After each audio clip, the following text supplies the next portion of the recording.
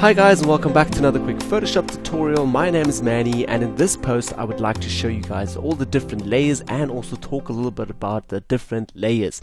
If you're still new to this tutorial, please fall back on last week's tutorial where we showed you guys how to work with the complete layers panel and where we covered all the small little buttons over here. Okay, so let's get started with today's tutorial. As you guys can see, I've still got my other image here imported and I'm still on a normal basic layer and it's unlocked. And first of all, what I want to do is basically just quickly crop this image here a little bit so we can have things a little bit bigger. Okay, so I'm going to drag all my crop tool just quickly over here and going to accept this. Yes, and now we have cropped this.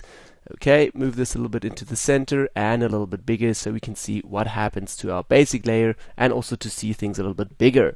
Okay, so let's get started with a first empty layer. We'll basically go down here to the new layer icon, select that, and directly you'll see here at the top we have a complete new empty layer renamed to layer 1. I'm going to double click on here and just rename that to empty layer. Okay, so we all know that is our empty layer. Now basically an empty layer is there to add more things to your image, and then you're able to actually tweak that individually again. So let me quickly show that to you guys. If I'll go over here to the brush, black foreground color and also 100 opacity, I'm now able to paint on this layer and also do things separately to the layer. Okay, so first of all, I'm just going to really roughly with a soft brush paint on the background here to just darken the background a little bit.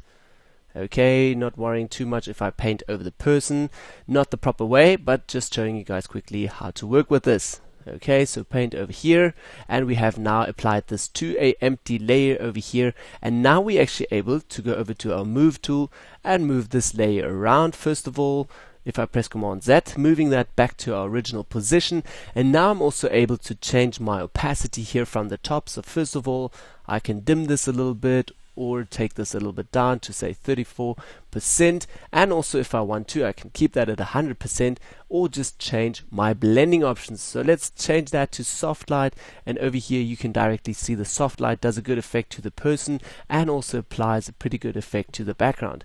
If it's still too strong, I can then again tweak my opacity a little bit and also let that effect just being applied very subtle onto the background here. So over here again, an empty layer, very simple and easy to work with empty layers if you want to add more things to your say basic layer over here. Okay, so if you want to add some brushes or if you want to add certain effects, I would recommend working on an empty layer so you can add that on top of your basic layer. If we say for instance go now over to a basic layer, let me just take that all the way to the top, and if we do exactly the same effect to our normal basic layer with a brush again and also paint that over here with 100 opacity, soft brush, we are directly applying this effect onto this basic layer and we cannot go back and tweak that again. So over here you would have to work really fine and more carefully, and also this will take way longer. So I recommend working on an empty layer where you can change things way quicker and also work quicker, because now on your basic layer, if we take the opacity down, we'll obviously take the whole opacity down from this basic layer. And also if we change the blending options to overlay, nothing really happens because we don't have anything underneath of it.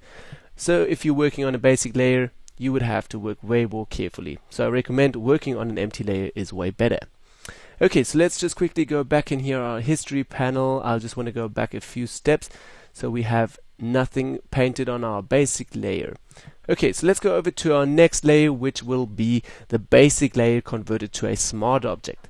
At the moment, as you guys can see, still on the basic layer, if I say for instance have the brush over here now, you will see that I'm able to paint on this, right? If I also go over to the clone tool, I'm also able to work with the clone tool. If we convert this now to a smart object, you will see that on the smart object layer we are not able to use these tools, but if we use filters, those smart objects are better again. So let's quickly do that. Over here, basic layer, I'm just going to take that and drag that all the way to the new layer icon, drop that, and directly you will see that we have a new basic layer and set to copy. So first of all, I want to just take out the copy, say plus smart object, so we all know that is our smart object. Okay, set that to smart object, and first of all what I want to do now is convert that to a smart object. So I can either now right click onto my layer here or go back to the layer palette here at the top and then go all the way down to smart object and say convert to smart object. So let's convert that to a smart object, select that. Directly you'll see that we have a small icon down here which basically means that we have converted this layer now to a smart object. Okay, so now if I go over to my tools over here, as I said before, have a look. Here we have the no go icon. It's not working on this layer, so we can't use any of these tools on this layer. So that's a bit of a downer. But if we're working with filters now, this is a pretty handy technique to either convert your images or your basic layers first to a smart object, because if we're applying a filter now, we can always go back and change that again. Let me quickly show that to you guys. If I go over to the basic layer, go back to filter here, blur, gauge and blur, apply that at say 106 pixels, say OK, you can directly see that our basic layer here is completely blurred. Why aren't we seeing the effect? Obviously because our top layer is still blended in. So blending that out, we can now see our basic layer here is completely blurred, and also this filter has been applied directly to this layer. If I say, for instance, do exactly the same effect to a smart object layer, go again to filter, blur, gauge and blur, again 106 opacity or radius pixel here, and blur that as well, you will directly see that this has been blurred as well. But now we do have a small option down here under the smart object layer.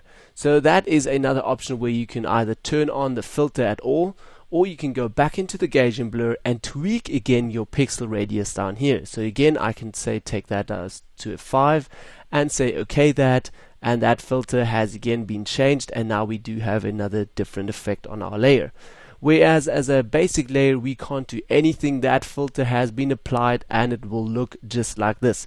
So that's a bit of a downer. If you're working on normal basic layers using filters, you can't go back later and change that again. So again, another good hint, if you're working with smart objects, then you can use filters. But also if you want to use now these clone tools or brush tools, these won't work on smart objects. So again, working on basic layers and smart objects is handy in both ways. Okay, so let's just go back in our history panel here and convert that back to a converted smart object. So we have no filters applied. Let's apply just one filter to the smart object, filter, blur, Gaussian blur, and we're going to apply that filter effect again. Over here on the right hand side, also a small tab here, we can hide the effects then again, and we have more space in our layers panel. Okay, let's turn the smart filter off here, and we can also then minimize our layers again. Okay, so these are the layers until up to now. Please switch over now to the second video lesson where I'm going to continue with the layers. Sorry for this, but otherwise the tutorial's just going to get way too long.